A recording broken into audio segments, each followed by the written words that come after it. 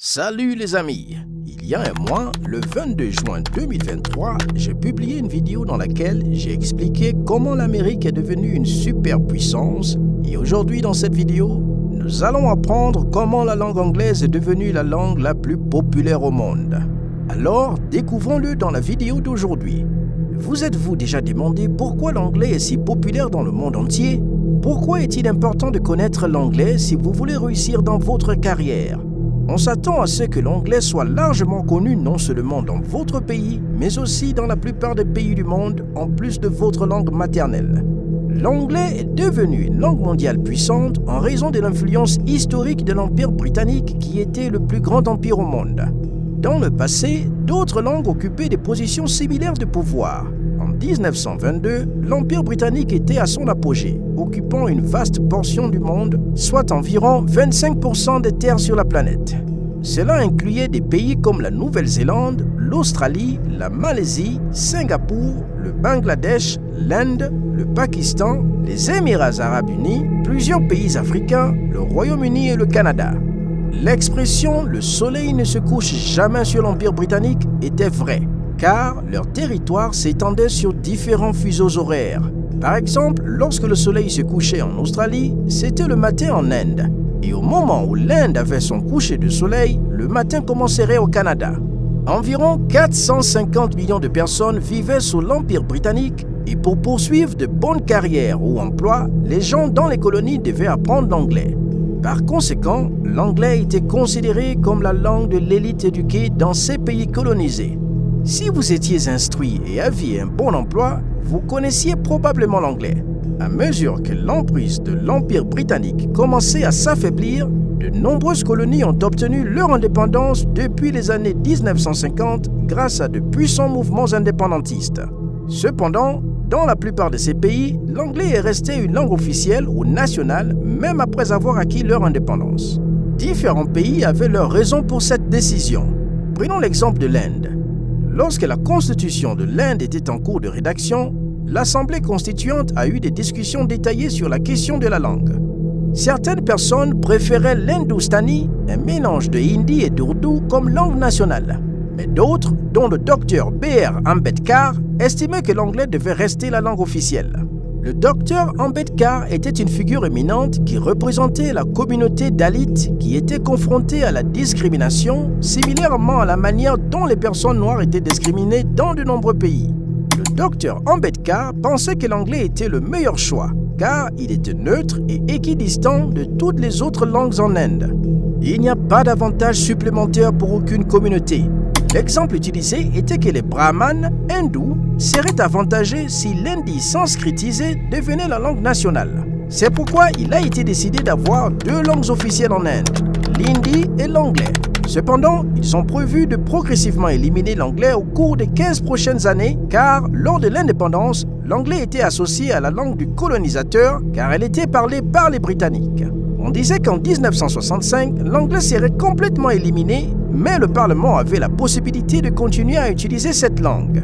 En 1967, un mouvement a été lancé par un leader socialiste pour supprimer complètement l'anglais, mais cela n'a pas été fait.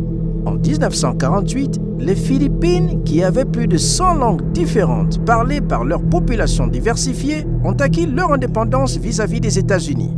Cela a rendu difficile le choix d'une seule langue nationale. Certains ont soutenu que le tagalog, parlé par la majorité de la population, devait être la langue nationale, tandis que d'autres préféraient conserver l'anglais comme langue officielle. En fin de compte, un compromis a été trouvé et les Philippines ont adopté deux langues officielles, le filipino, anciennement appelé tagalog, et l'anglais. L'anglais a été maintenu en tant que langue officielle pour diverses raisons, notamment la crainte de faire du filipino la seule langue officielle pourrait aliéner les groupes minoritaires du pays.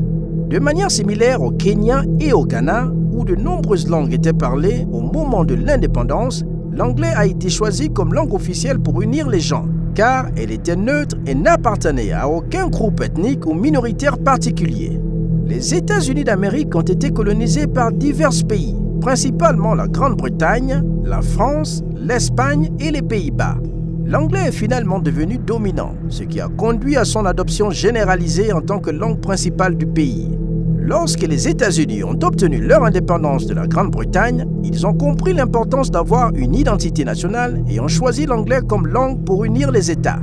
À cette époque, diverses langues telles que le français, l'espagnol, le néerlandais et l'allemand étaient parlées aux États-Unis, mais l'anglais a été privilégié, jusqu'à interdire l'enseignement dans les langues étrangères dans certaines régions au début du XXe siècle. Cependant, en 1923, la Cour suprême a annulé ces restrictions linguistiques. L'histoire, jusqu'à présent, explique pourquoi l'anglais était parlé dans les pays colonisés par la Grande-Bretagne. Mais qu'en est-il des autres pays du monde? Personne n'a forcé ces pays à utiliser l'anglais. La raison réside dans les événements des 50 à 70 dernières années. Pendant la Seconde Guerre mondiale, les pays alliés tels que la Grande-Bretagne, l'Amérique et la France ont vaincu les pays de l'Axe comme l'Allemagne, le Japon et l'Italie. Lorsque des pays remportent une guerre de cette envergure, leur culture a tendance à dominer le monde. Comme l'anglais était parlé en Grande-Bretagne et aux États-Unis, il est devenu dominant. Un autre point crucial est qu'après la Seconde Guerre mondiale, les États-Unis sont devenus un pays puissant, connaissant une croissance économique significative, tandis que de nombreux pays européens étaient dévastés. L'essor économique et le capitalisme américain ont conduit ces entreprises à se répandre dans le monde entier, et les grandes écoles de commerce ont commencé à enseigner en anglais. L'anglais est ainsi devenu la langue du commerce, des affaires et de la communication internationale. Les groupes de musique américains qui publiaient leurs œuvres en anglais ont également contribué à sa popularité mondiale. Google, Facebook, YouTube, Apple et d'autres grandes entreprises technologiques dépendent fortement d'Internet et ont été fondées en Amérique. En conséquence, 63% des sites web sur Internet aujourd'hui ont du contenu en anglais. De plus, l'invention des ordinateurs, des claviers et des machines à écrire a également été réalisée par un Américain. C'est pourquoi les claviers initiaux étaient en anglais. Par conséquent, la plupart des sites web ont été développés en anglais. Ce n'est qu'avec l'avènement des smartphones que les sites web dans d'autres langues sont devenus plus courants et les écrans tactiles ont permis le développement des claviers dans diverses langues. En raison de ce qui précède, l'anglais est devenu la langue la plus puissante et la plus significative au monde. Cependant, avant l'établissement de l'Empire britannique, il y avait deux langues indo-européennes dominantes, le grec et le latin. Le latin en particulier est considéré comme la première langue mondiale enregistrée et a conservé sa domination pendant une impressionnante période de 1300 ans pendant l'Empire romain. Le latin était largement utilisé dans les villes d'Europe occidentale. Mais après le déclin de l'Empire romain, la langue s'est diversifiée dans différentes régions, ce qui a conduit à l'émergence de langues telles que l'espagnol, le portugais, le français et l'italien, qui ont toutes des racines latines. En Asie, au XVe siècle, l'arabe, le chinois et le persan ou farsi étaient des langues dominantes. Les empereurs moghols comme Akbar communiquaient en farsi. Dans le sud-est de l'Europe, le Moyen-Orient et l'Amérique du Nord, les empereurs ottomans utilisaient la langue turque. Vers la fin des années 1800, certaines personnes estimaient que les langues existantes étaient imparfaites à certains égards et cherchaient à développer une langue universelle pour la communication mondiale. Cela a conduit à la création de l'espéranto en 1887 par un Polonais. Cependant, l'espéranto n'a pas connu un grand succès et actuellement, on estime qu'entre 100 000 et 2 millions de personnes le parlent. La langue a été conçue pour être facile à apprendre, avec une grammaire que l'on pouvait maîtriser en environ 1 heure si l'on connaissait une langue européenne. Elle incorporait des éléments de diverses langues européennes, la rendant accessible à ceux qui les connaissent. L'espéranto utilise une grammaire simple et les mots sont prononcés comme ils sont écrits. En utilisant des préfixes et des suffixes, il est facile de créer de nouveaux mots, ce qui donne un vocabulaire relativement restreint.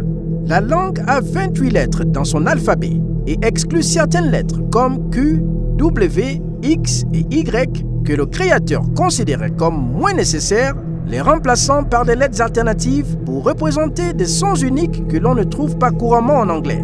Pour ceux qui sont intéressés, ils peuvent apprendre l'espéranto gratuitement sur Duolingo.